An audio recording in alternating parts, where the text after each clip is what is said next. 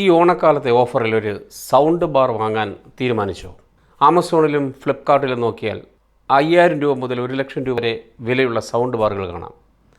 ചിലതിൽ 600 വാട്ട്സ്, ചിലതിൽ 1000 വാട്ട്സ്, പിന്നെ Dolby Atmos, 512, wireless sub woofer, HDMI ആർക്ക്, അങ്ങനെ വലിയ സ്പെസിഫിക്കേഷൻസ് ഉണ്ടായിരിക്കും. പക്ഷെ ഒരു ചോദ്യം, ഈ നമ്പേഴ്സും ഫീച്ചേഴ്സും യഥാർത്ഥത്തിൽ സൗണ്ട് ക്വാളിറ്റിയിൽ എന്ത് വ്യത്യാസമാണ് ഉണ്ടാക്കുന്നത്? ഒരു സൗണ്ട് ബാർ വാങ്ങുമ്പോൾ കൂടുതൽ വാട്ട്സ് ആവശ്യമുണ്ടോ? ഡോൾബി അറ്റ്മോസ് എന്നെഴുതിയ സൗണ്ട് ബാറുകളെല്ലാം ഒരുപോലെയാണോ?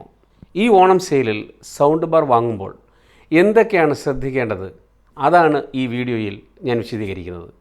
ആർക്കും എന്താണെന്ന് ഞാൻ മറ്റൊരു വീഡിയോയിൽ മുൻപ് പറഞ്ഞിട്ടുണ്ടായിരുന്നു. അതുകൊണ്ട് ഈ വീഡിയോയിൽ അതിൻ്റെ സാങ്കേതിക കാര്യങ്ങൾ വീണ്ടും പറയുന്നില്ല. പകരം ഒരു സൗണ്ട് ബാർ വാങ്ങുമ്പോൾ ആർക്കിനൊപ്പം ശ്രദ്ധിക്കേണ്ട മറ്റ് പ്രധാനപ്പെട്ട കാര്യങ്ങളിലേക്കാണ് പോകുന്നത്. Hello dear friends, welcome to rhombus science.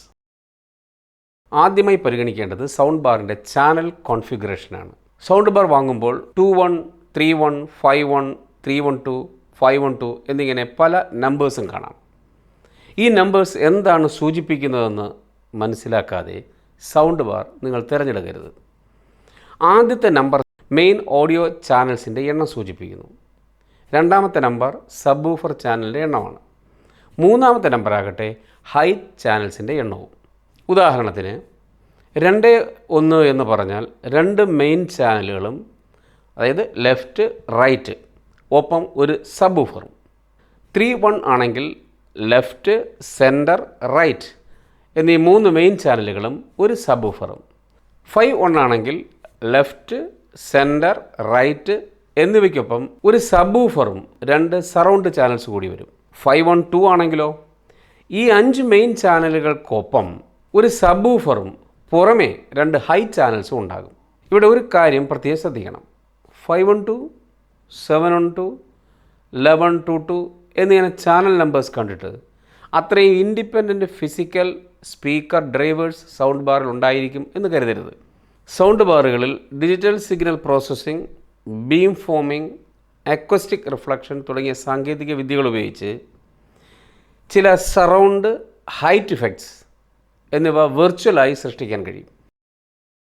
ഈ സൗണ്ട് ബാറിൽ കാണുന്ന ഡ്രൈവർ അറേഞ്ച്മെൻറ്റ് നോക്കിയാൽ സബ് വൂഫർ കൂടി ചേർത്താൽ ഇതിൻ്റെ സാധ്യമായ ചാനൽ കോൺഫിഗറേഷൻ എന്തായിരിക്കും? ദയവായി നിങ്ങളത് കമൻറ്റ് ബോക്സിൽ രേഖപ്പെടുത്തുക. അതുകൊണ്ട് ചാനൽ നമ്പർ മാത്രം നോക്കി സൗണ്ട് ബാർ മികച്ചതാണെന്ന് തീരുമാനിക്കരുത്. ഈ ചാനൽസ് യഥാർത്ഥത്തിൽ ഫിസിക്കൽ ഡ്രൈവേഴ്സ് ഉപയോഗിച്ചാണോ അതോ വെർച്വൽ പ്രോസസ്സിംഗ് വഴിയാണോ സൃഷ്ടിക്കുന്നത് എന്നുകൂടി പരിശോധിക്കണം. ഇത് പ്രത്യേകിച്ച് ഡോൾബി അറ്റ്മോസ് സൗണ്ട് ബാർ വാങ്ങുമ്പോൾ വളരെ പ്രധാനപ്പെട്ട കാര്യമാണ്. ഒരു സൗണ്ട് ബാറിൽ ഡോൾബി അറ്റ്മോസ് സപ്പോർട്ട് ഉണ്ടെന്ന് പറഞ്ഞാൽ എല്ലാ സൗണ്ട് ബാറുകളും ഒരേ രീതിയിലുള്ള അറ്റ്മോസ് എക്സ്പീരിയൻസ് നൽകണമെന്നില്ല. ചില സൗണ്ട് ബാറുകളിൽ ഡെഡിക്കേറ്റഡ് അപ്വേർഡ് ഫയറിംഗ് ഡ്രൈവേഴ്സ് ഉണ്ടായിരിക്കും. ഇവ സൗണ്ട് സീലിങ്ങിലേക്ക് അയച്ച് അവിടെ നിന്ന് റിഫ്ലക്റ്റ് ചെയ്ത് ലിസണറിലേക്ക് എത്തിക്കുന്നതിലൂടെ മുകളിൽ നിന്ന് സൗണ്ട് വരുന്നത് പോലുള്ള ഹൈറ്റ് ഇഫക്റ്റ് സൃഷ്ടിക്കാൻ ശ്രമിക്കുന്നു. ചില സിസ്റ്റങ്ങളിൽ ഫിസിക്കൽ റിയർ സ്പീക്കേഴ്സ് ഉണ്ടാകും. ഇവ സറൗണ്ട് സൗണ്ട് കൂടുതൽ കൺവിൻസിംഗ് ആക്കാൻ സഹായിക്കും.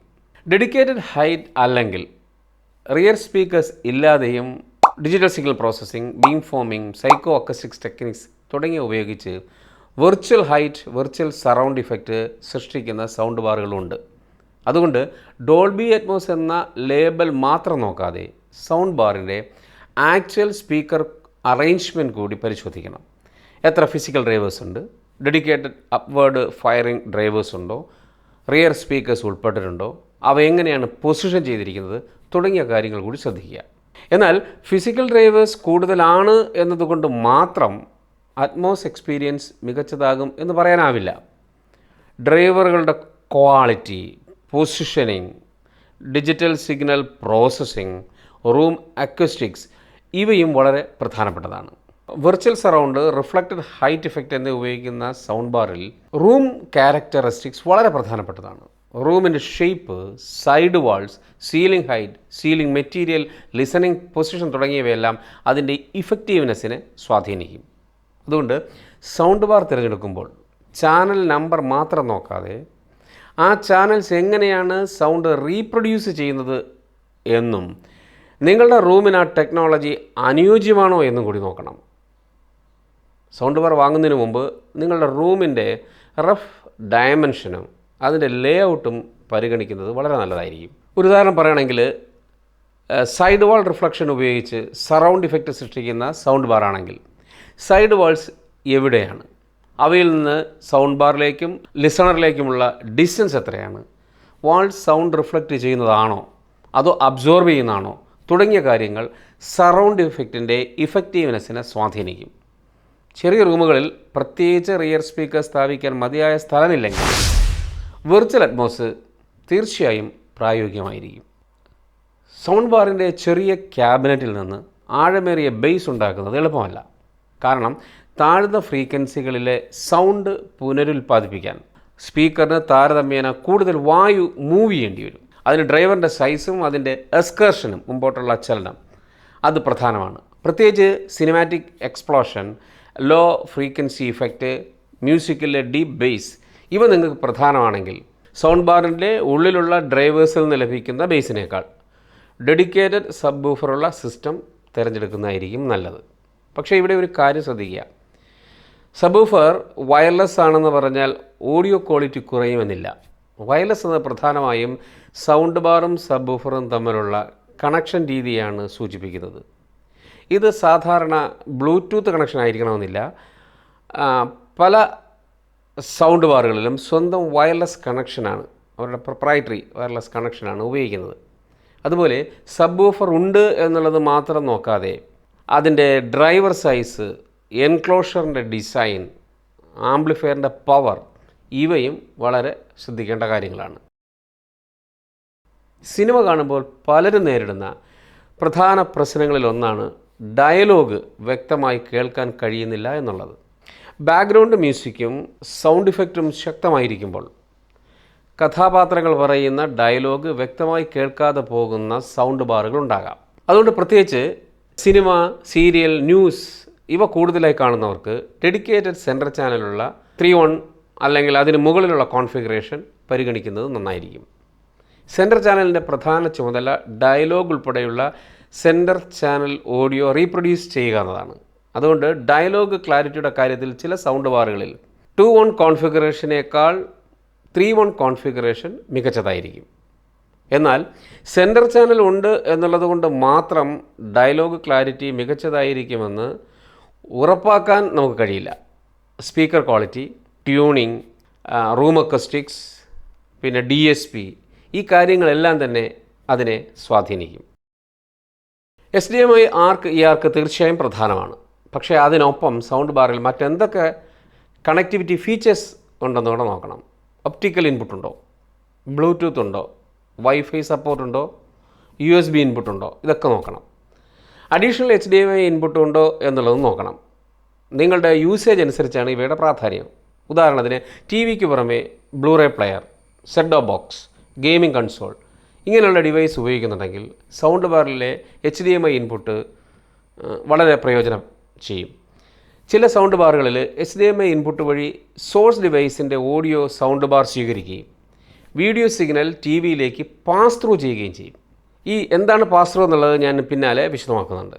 അതുകൊണ്ട് ആർക്കുണ്ട് എന്ന് മാത്രം നോക്കാതെ സൗണ്ട് ബാറിൽ എത്ര HDMI പോർട്ടുണ്ട്, അവയിൽ ഏതാണ് ആർക്ക് അല്ലെങ്കിൽ ആർക്ക്, ഏതാണ് HDMI ഇൻപുട്ട്, അവയുടെ കേപ്പബിലിറ്റീസ് എന്തൊക്കെയാണ് അതുകൂടി പരിശോധിക്കുക. വൈഫൈ ഉണ്ടായാൽ മ്യൂസിക് സ്ട്രീം ചെയ്യാം. മൊബൈൽ ബ്ലൂടൂത്ത് വഴി എടുക്കേണ്ട കാര്യം വരുന്നില്ല. സോഫ്റ്റ്വെയർ അപ്ഡേറ്റ് എളുപ്പത്തിൽ ചെയ്യാൻ കഴിയും.